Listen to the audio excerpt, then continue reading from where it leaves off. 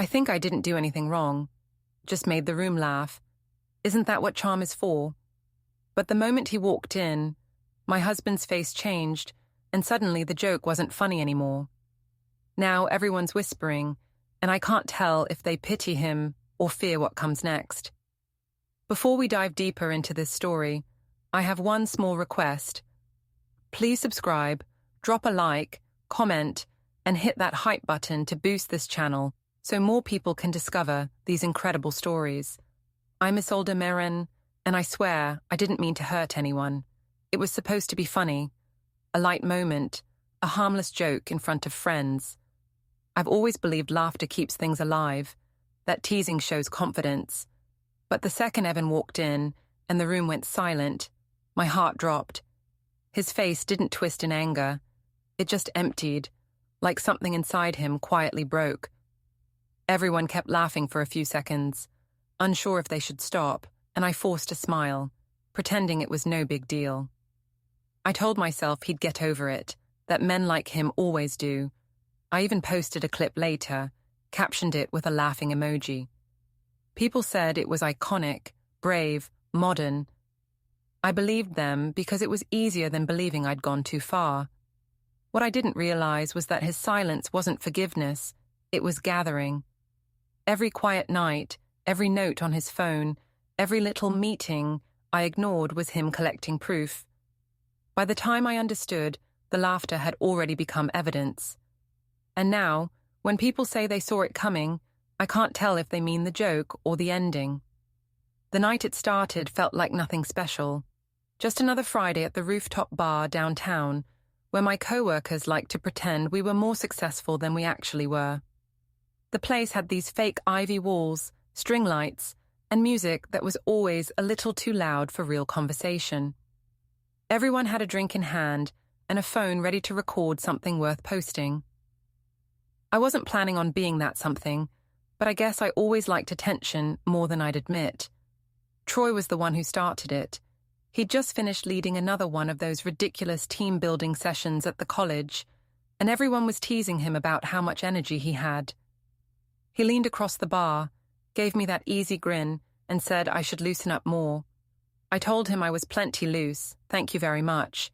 Someone nearby asked about my husband, Evan, and whether he ever came out with us. I laughed, said he preferred spreadsheets to social life, and everyone laughed with me. It was harmless, really. That's what I told myself. Harmless. Then Troy raised his glass and said, "To Isolde, the funniest woman alive, surviving marriage to Mr. Predictable." Everyone cheered. I pretended to roll my eyes, but I didn't stop him. I should have, but the warmth of that laughter felt good. For once, people were looking at me, not through me. When Evan showed up, it was like someone hit a mute button. I hadn't even known he was coming. He said later he'd been nearby after finishing work early and wanted to surprise me.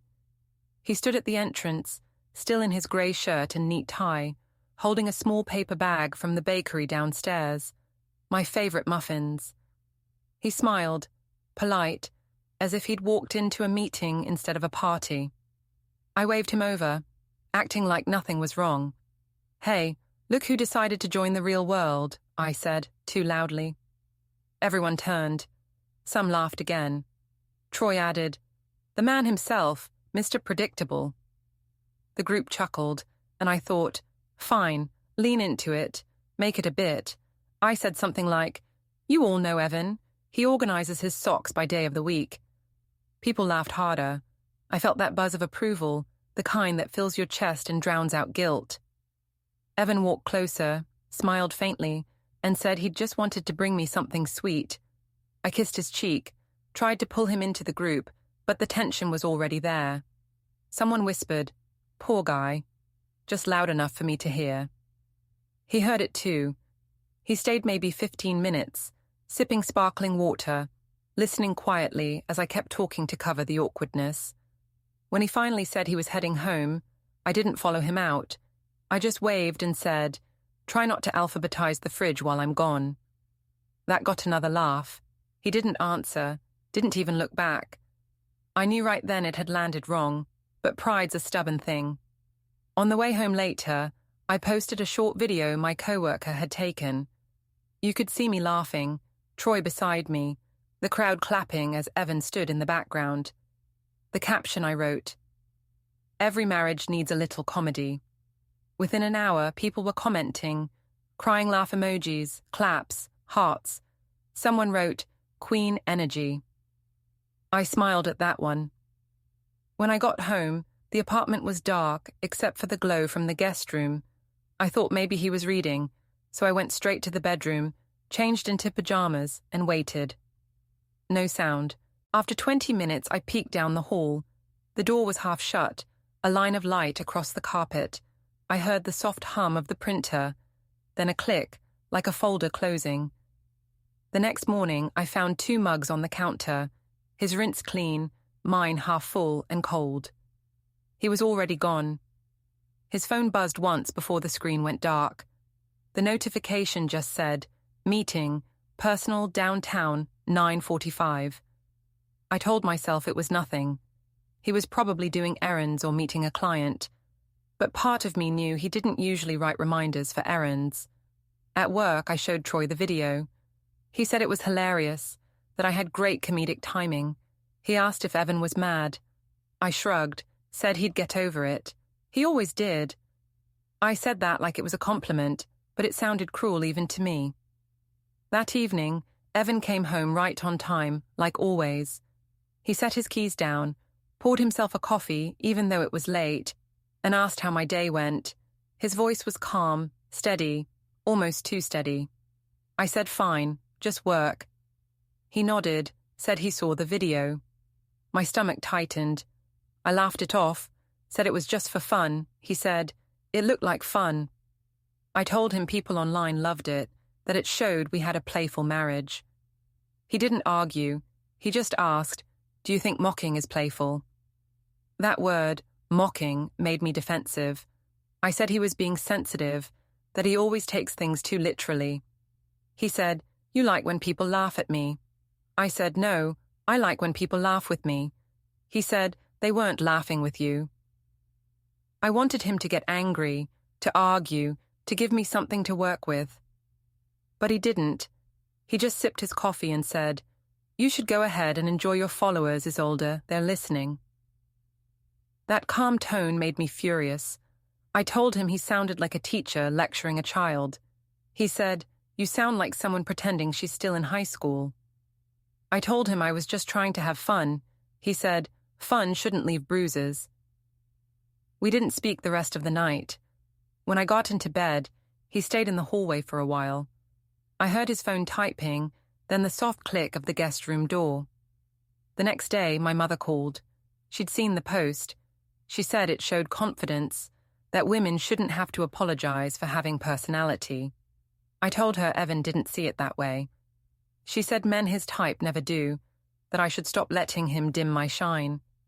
It felt good hearing that. Validation always does. When Evan came home that evening, he was holding a paper grocery bag.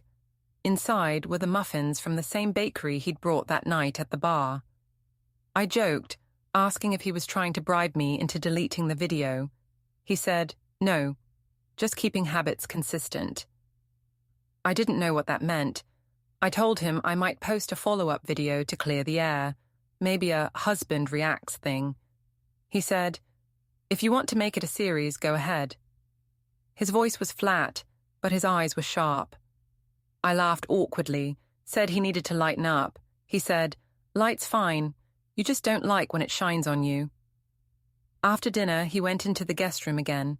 I stood by the door listening, the faint sound of a keyboard, then a low beep, like a voice memo starting. I felt uneasy for reasons I couldn't name. Later that week, I caught a glimpse of his laptop screen before he closed it. It was a spreadsheet, columns labeled date, event, source. I asked what it was. He said, "Sorting things." I joked that he was keeping score. He said, "No, just keeping order." That phrase stuck with me, keeping order. On Sunday, my sister Ria came over with her phone ready to record a TikTok. She said people online were obsessed with the video, and I should lean into it. She suggested I film a married life humor segment. I told her maybe later. She said I'd regret missing the momentum. So I did it. We filmed a quick skit, me pretending to nag about chores, her laughing off camera. It felt dumb, but I posted it anyway. When Evan saw it, he just nodded once. I said, "You're not even going to say anything." He said, "I already have." That night, I heard the printer again. I peeked in. He was standing over the desk, sliding papers into a folder labeled Household. I asked why he was organizing bills so late. He said, "Some things are easier to file while they're fresh." I told him he was acting weird. He said, "No, I'm just getting ready." "Ready for what?" I asked. He looked at me then, really looked at me and said, "For when laughter stops protecting you." I didn't know how to answer that. I told him he sounded cryptic. He said, "Truth usually does." Then he closed the drawer with a soft click. When I went to bed, the room smelled faintly of toner. I told myself it didn't matter, that he was just being dramatic again. Still, I couldn't sleep. I checked my phone one more time before setting it down. The video had hit 70,000 views. Someone commented, "Poor guy looks like he's dying inside." I deleted that one. Then another said, "You're hilarious. He's lucky to have a funny wife." I pinned that instead. The next morning, I found a sticky note on the counter that read, "Don't forget your coffee. Bring forms." I didn't know what forms he meant, but the handwriting was his, small and steady. As I left for work, I saw his car already pointed toward the street. The trunk was open, just enough to show a neat stack of folders inside, each labeled in his tidy handwriting. I almost called out to ask what they were for, but he shut the trunk before I could speak and drove off. I told myself I wasn't scared, just curious, just married to a man who took everything too seriously. By the time I reached the office, Troy was waiting with 2 lattes and that same smirk. He asked if Evan had forgiven me yet. I laughed, said, "We're fine, he knows I was joking." But deep down, I wasn't sure anymore. The first Monday after the rooftop night felt strange, like someone had adjusted the air in the apartment to a colder setting. I tried to pretend it was fine, like everything was normal, but even the little things had changed. Evan's shoes weren't by the door anymore. His jacket didn't hang on the hook beside mine. He'd started keeping his things in the guest room, which he now called his work corner. When I asked him if he was moving out of our room for good, he said, "Just trying to get better light for calls." His tone was polite, not distant, but too polite, like he was talking to a coworker. I told myself it would pass. He'd sulk, I'd charm him, and everything would balance again. It always did. But the silence this time felt structured, deliberate. At work, everyone was still buzzing about the video. Troy had shown it during lunch, replaying the moment I made the alphabetized fridge joke. He said I should start a comedy page, that I had natural confidence. I laughed it off, pretending not to notice the glances from the other women in the office. Half impressed, half judgmental. "You know he'll forgive you," Troy said, leaning on my desk later. "Guys like him always do." I shrugged. "It's not even about forgiveness. It was just a joke." He smirked. "You just like having the last word." That made me smile because it was true. I liked winning, even if I didn't know what the prize was. When I got home that night, the apartment was spotless. Evan was sitting at the table with his laptop open. He didn't look up when I walked in. I put my bag down and started talking about work, the usual nonsense about deadlines and Troy's energy. He nodded a few times but didn't respond. Then I noticed something on the kitchen counter, a folder labeled Utilities in neat handwriting. Evan wasn't the labeling type. He used to keep bills in random drawers, saying he'd remember where everything was. Now everything looked methodical, squared, arranged. I asked if he'd gotten bored and decided to become an accountant at home too. He said, "I just like knowing where things belong." The printer whirred softly a few minutes later, spitting out a blank page. I pulled it out, joking that his new hobby was wasting paper. He didn't even smile. I wanted to break the tension, so I said, "Come on, Evan, I know you're mad, but you can't seriously still be thinking about one dumb video." He looked up finally, and his eyes were calm, unreadable. "I'm not mad," he said. "Then what are you?" "Organized." I told him he was being cryptic again. He said, "Maybe you should get used to that." Before I could ask what that meant, he got up, rinsed his mug, and left the kitchen. The faint sound of the guest room lock clicked behind him. The next morning, I woke to a text from my mother. "Ignore him. Men hate losing control." I smiled. She always knew how to keep my confidence up. I screenshotted it, considered posting it as a quote on my story, but decided against it. Too obvious. At work, things got weirder. Troy started getting bolder. He lingered near my desk, offered to grab me lunch, and once brushed my arm when handing me a file. I didn't push him away. Maybe I even liked the attention. It made me feel seen again. That afternoon, the HR manager came by to congratulate me on the positive publicity from the video.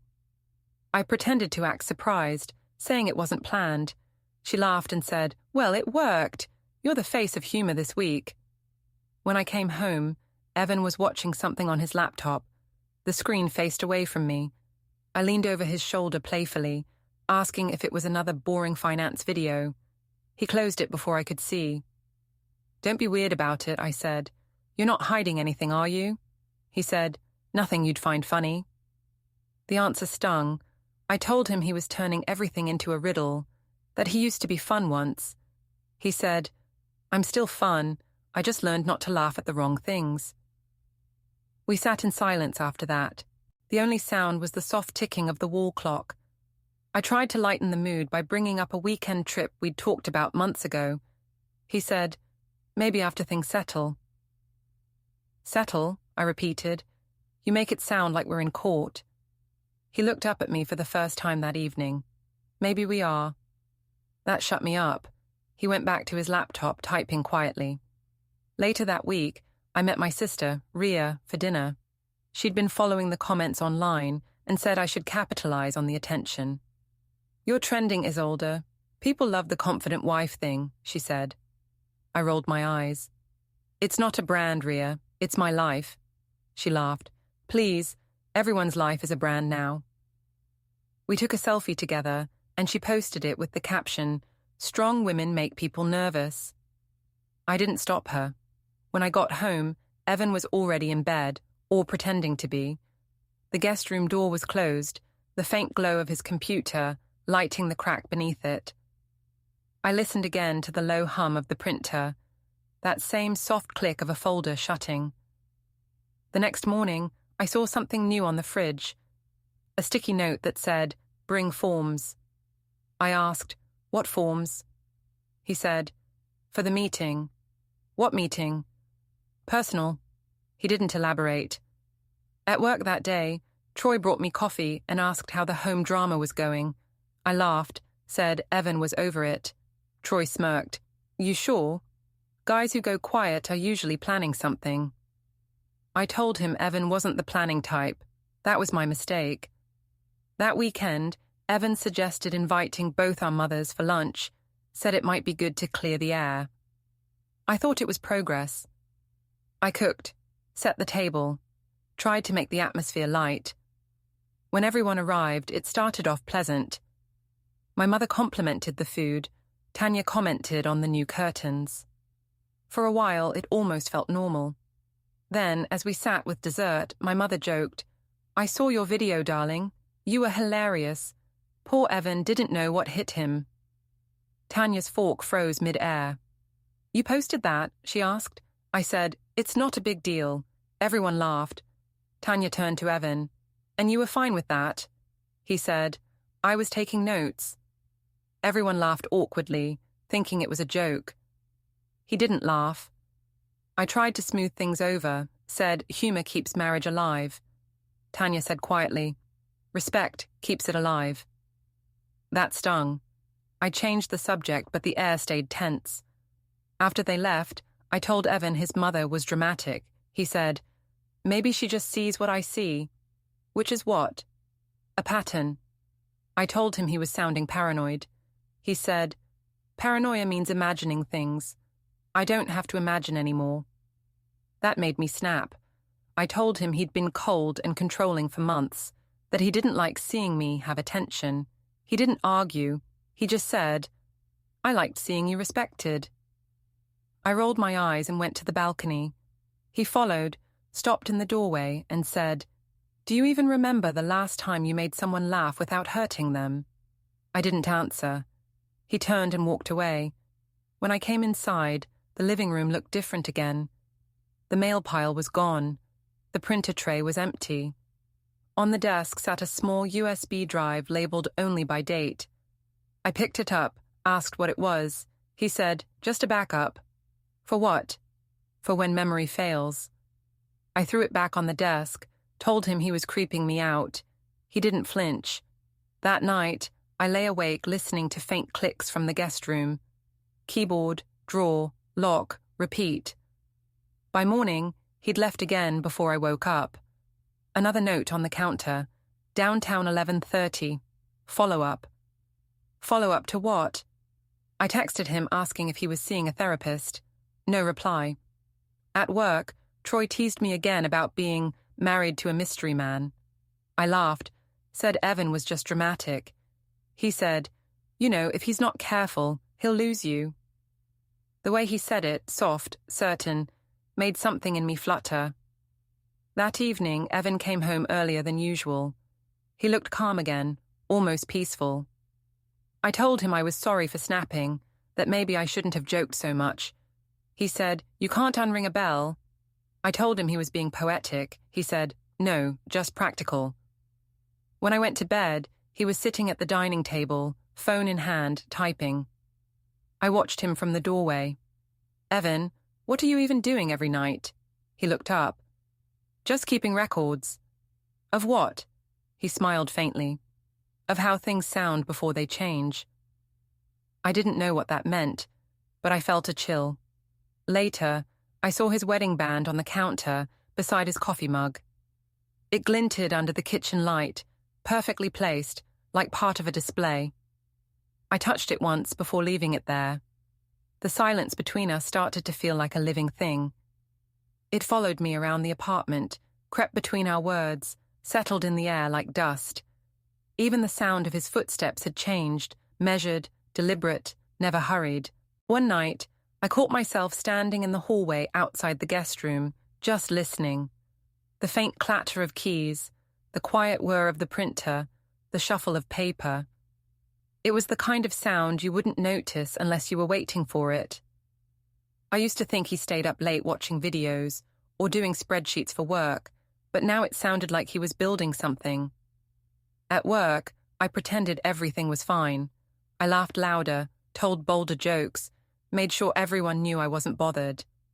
The video was still circulating, and new comments kept rolling in. Some cheering me on, some calling me mean but honest. I preferred the first kind, of course. Troy kept the energy going. He'd drop by my desk, make some comment about my viral fame, then linger too long. One afternoon, he showed me a meme someone had made, a freeze frame of my laugh from the video with the caption, "When you realize your husband is the punchline." I laughed out loud because what else could I do? But when he saw my face after, his grin softened. "Hey," he said, "if he can't take a joke, that's on him. You're just being real." I wanted to believe that.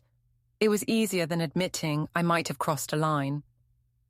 That evening, I came home early and found Evan sitting on the couch. He had his laptop open again, but this time he wasn't typing, just staring at a spreadsheet filled with neat rows of text. When I looked closer, I saw dates and short notes beside them. Friday, rooftop bar, public remark. Monday, post reaches 40K views. Wednesday, comments archived. I asked if he was seriously documenting my social media posts. He said, "No, just documenting what happens." "Why?" "So I don't forget." "That's creepy," I said. "You're acting like you're collecting evidence for something." He looked at me and said quietly, "I am." I laughed then because what else could I do? I told him he was being ridiculous, that if he wanted to act like a detective, he could at least wear a trench coat.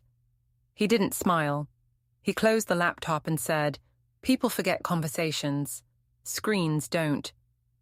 The next day, I noticed he'd started carrying a small USB drive on his keychain. I recognized the same one I'd seen labeled by date on his desk. Every detail felt intentional now. Even the way he arranged his coffee mug, exactly parallel to the edge of the counter, felt like a statement. I called my mother that night and told her he was turning into some kind of paranoid freak. She said he was just scared, that men get defensive when they lose control. "Let him calm down," she said. "He'll realize you were only teasing." But he didn't calm down. He got quieter. By Friday, the quiet had become unbearable. I wanted a fight just to prove we still had heat left between us.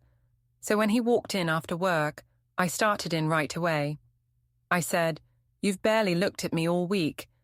Are you planning to move into that guest room permanently?" He said, "It's peaceful there." "Peaceful? You mean away from me?" He said, "You said it, not me." That answer made me furious. I said he was acting like a martyr, like he wanted everyone to feel sorry for him. He said, "No one needs to feel sorry for me. I'm doing fine." Then he went back to his notes. I stormed into the kitchen, grabbed my phone, and went live for a short video. I told my followers that marriage is just learning which jokes are illegal now. It got 100 laughing reactions in the first 10 minutes. I felt powerful again, validated. When I turned around, he was standing at the edge of the kitchen, watching me quietly. I asked how long he'd been there. He said, "Long enough to see you performing." "It's called connecting," I said. He replied, "With strangers, not with me." I said, "You've made yourself impossible to connect with." He said, "Maybe I don't need to anymore." That one hit hard. I asked if he was threatening to leave. He said, "I don't need threats. I prefer process." That word, process, stuck in my head all night.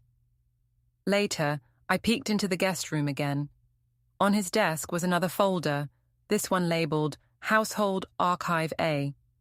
A small blue light blinked on a recording device beside it. The next morning, I told Ria everything. She thought it was hilarious. She said, "You married a man who files emotions by category. That's tragic but kind of iconic." She offered to post another clip to keep the story going, but I told her no. Still, she uploaded a photo of us with the caption, "When your sister's husband can't handle a joke." It started getting traction right away. That night, Evan came home and asked if I'd seen the post. I said I didn't control what my sister did. He said, "You control how you react." Meaning what? Meaning I'm watching. I snapped that he was making everything sound sinister.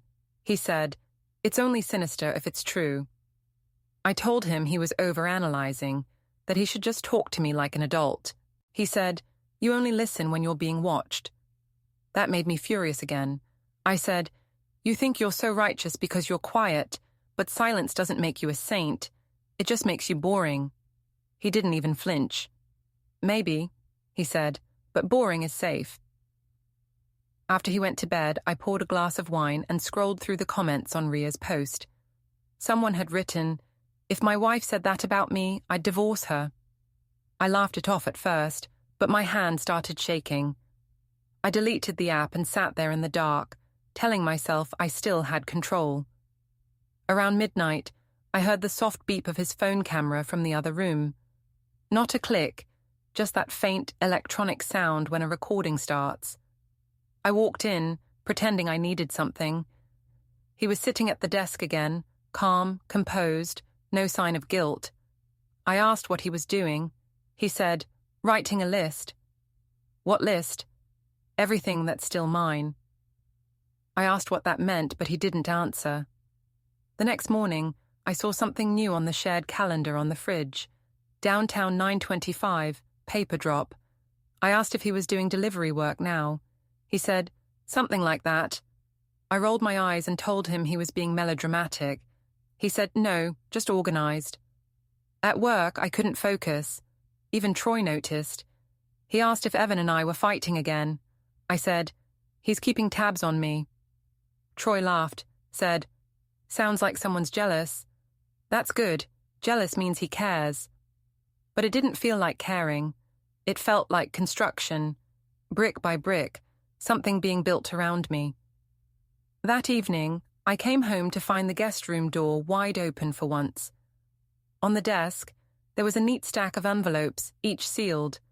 A sticky note on top read, "Archive B complete." I picked one up. The paper inside was blank. I called out to him, "What is this supposed to be?" He appeared in the doorway, calm as ever, sleeves rolled up. "Preparation," he said. "For what?" He looked at me, not smiling. "Closure." I told him he was scaring me. He said, "You don't get scared. You get embarrassed. There's a difference." I tried to laugh it off, but it came out shaky. I said, "You're turning into someone I don't recognize." He said, "You never looked long enough to know who I was." That night, I couldn't sleep. I kept hearing small noises. The hum of his laptop, the click of the drawer, the low whine of the printer.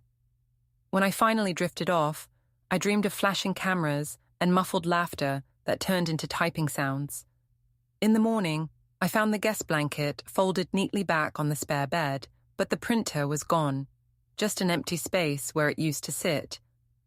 A part of me wanted to ask where he'd taken it, but I didn't. I just stared at the blank spot on the desk and felt something in my chest tighten. That day at work, Troy invited me out again, saying I needed a break from Mr. Mystery. I said maybe. But as I watched him talk, I realized his attention didn't make me feel powerful anymore. It made me feel small. When I got home, Evan was already in bed, his side of the room perfectly arranged, his phone charging neatly. I wanted to shake him, scream at him to fight, to say anything. Instead, I just whispered, "We're fine, right?" He didn't answer. I lay there in the dark, staring at the faint red light of his phone as it blinked once, then twice, before going still. By the time Nate's birthday came around, the silence had turned into routine. We spoke like polite strangers sharing a space, not a marriage. I told myself it was temporary, that one good night would melt the ice. A family dinner seemed perfect, neutral ground, candles, cake, maybe a photo or two to show the world we were still fine. I booked the same family restaurant we'd gone to every year. Tanya, his mother, said she'd bring a gift. My mother insisted on making her famous pie. Ria said she'd film a few moments for the memories, which I knew meant her followers. I thought it might even help rebuild my image, show people I wasn't just the wife from the viral video. I was still a family woman, still charming, still in control.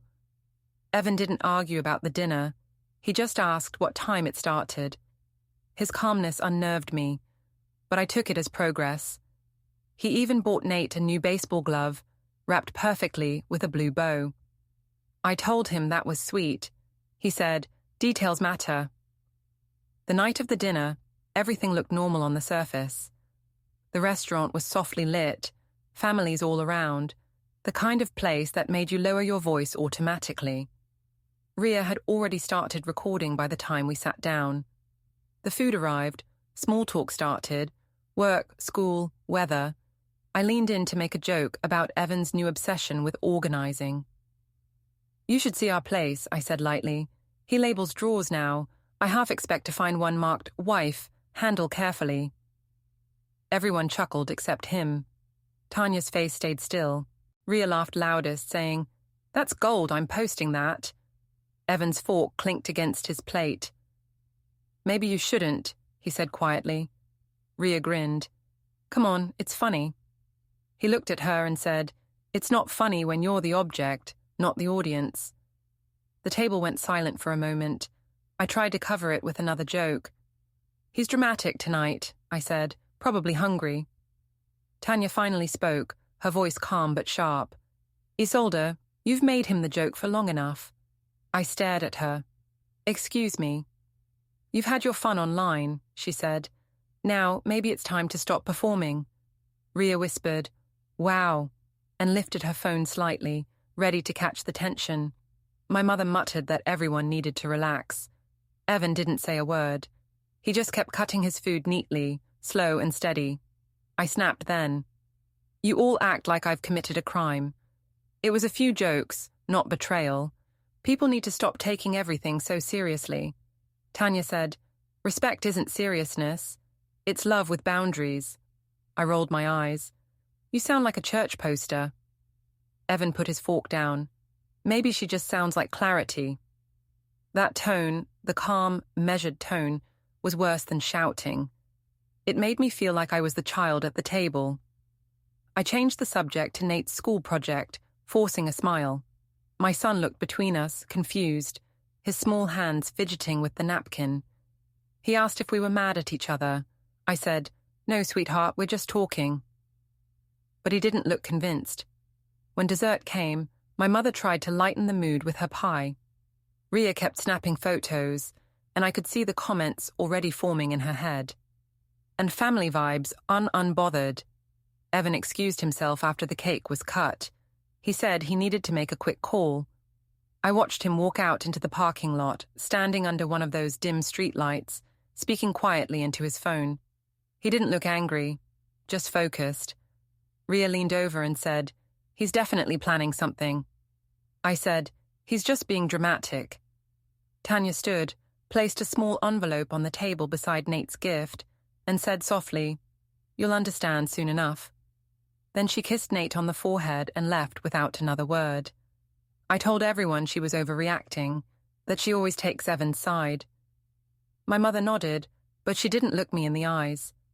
When we got home, the house felt colder than usual. Evan was already there, sitting in the living room with his laptop open. I said, "So, are you going to tell me what that phone call was about?" He didn't look up. "Follow-up." "Follow-up to what?" He said, "You'll see." I laughed dryly. "You love your cryptic little lines, don't you?" He closed the laptop, stood up and said, "No, I just love things done properly." He walked past me toward the guest room. I followed, angry now. "Properly? You think humiliating me in front of everyone was proper?" He stopped in the doorway. "You've been humiliating yourself for months. I just let you finish the show." That line hit harder than I wanted it to. I wanted to scream, but all that came out was a shaky laugh. "You're unbelievable." He nodded once. "You'll think that more soon." I didn't understand what that meant until later that night, when I saw a note stuck to the fridge again. This one said simply, "Archive B uploaded." The next morning, I woke to the faint sound of the shredder from the guest room. When I peeked in, I saw thin strips of paper curling into a neat pile. He didn't even look up. I asked if he was destroying something. He said, "No, just cleaning duplicates." I walked away, heart pounding. I called my mother, told her he was acting suspicious. She said maybe he was preparing legal things, then paused, like she regretted saying it. "Legal things," I repeated. "Like what?" "Just don't push him anymore," she said, and hung up. All day the question burned in my head. What could he possibly be preparing? That evening, when he got home, I tried to make peace. I said maybe we'd taken things too far, that we could start fresh. He just said, "There's no reset button for consequences." I told him I didn't deserve whatever game he was playing. He said, "You deserve something fair." "I'll make sure of that." Before I could respond, he picked up his briefcase, something I hadn't seen him carry in years. He clicked it shut with slow precision and placed it near the front door. He turned to me, calm as ever. "I'll handle everything properly," he said. And then he went to bed. By the following week, the apartment had transformed into a quiet, almost sterile stage.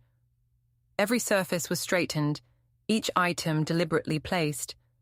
Even the mugs on the counter reflected his precision. His on the far edge, mine closer to the sink, half full and ignored. I tried to convince myself it was just meticulousness, but the tension in the air made it hard to breathe. At work, I masked my unease with laughter and bold jokes, exaggerating everything about Evan's habits for the office to see. Troy lingered more than usual, dropping by my desk with whispered compliments and teasing remarks about the viral video. "Everyone's talking," he said. "You're trending." I laughed along, pretending the attention was empowering, though a small knot of fear had started to grow in my chest. That evening, I returned to find Evan sitting at the dining table, laptop open, a neatly labeled folder beside him. Financials, reviewed. I asked if he had been working late. "Some things need order," he said. I laughed nervously, joking about his obsession with organization. He didn't smile. He tapped the folder gently. "Preparation matters," he said. I tried to brush it off. I even posted another playful skit about our marriage, captioned, "Some husbands deserve awards for patience," or quiet suffering. The next morning, I noticed a sticky note on the fridge. "Paper drop, downtown 925. "Just errands," he said when I asked. "Some errands matter more than others," he added when I pressed. By Saturday, I realized nothing I did would provoke him. Every attempt to tease, to charm, to reclaim control was met with calm precision. The apartment was silent except for the faint hum of his laptop, the soft click of the drawer, the low whir of the printer. The laughter I had once enjoyed had become background noise to something I could no longer ignore. That evening, Evan returned home carrying a small leather briefcase. He set it on the counter and looked at me, calm and steady. "I'll handle this properly," he said. "Properly? Are you threatening me?" I asked, my voice unsteady. "No," he said simply. "I will follow procedure, carefully, fairly, publicly, if needed." I swallowed, realizing this was no longer a game. My teasing, my performances, even the laughter online, it had all been logged, labeled, and stored. Validation had turned into evidence. I tried one last time to reclaim control. "You're ridiculous. You think sitting quietly makes you right." He looked at me evenly. "I think letting action speak louder than words does." Then he walked past me, closing the guest room door with a soft click. I heard the lock engage. My chest tightened as I realized the full weight of what he had been preparing. The next morning, the doorbell rang early, echoing through the apartment. I opened it to find a small crowd gathering in the lobby outside my office building. Coworkers, neighbors, and phones already aimed in our direction. Evan stood calmly among them, briefcase in hand, his expression steady. He handed me a thick envelope, the seal marked with both our names. I froze. It wasn't a joke or a test. Inside were the legal documents, divorce petition, custody arrangements, and a formal notice addressing the public humiliation I had orchestrated. The envelope was heavy in my hands. Evan's calmness didn't waver. He looked at me steadily, and I understood, finally, that every quiet night, every note, every folder, every small beep of his devices had led to this moment. It wasn't about anger or revenge. It was about lawful, meticulous resolution. The crowd murmured softly around us as the papers were opened, the camera lights flickering. My attempts to justify, to charm, to explain my way out of this situation felt futile. For the first time, the full scope of my actions, of my performances, of my public teasing, pressed in on me.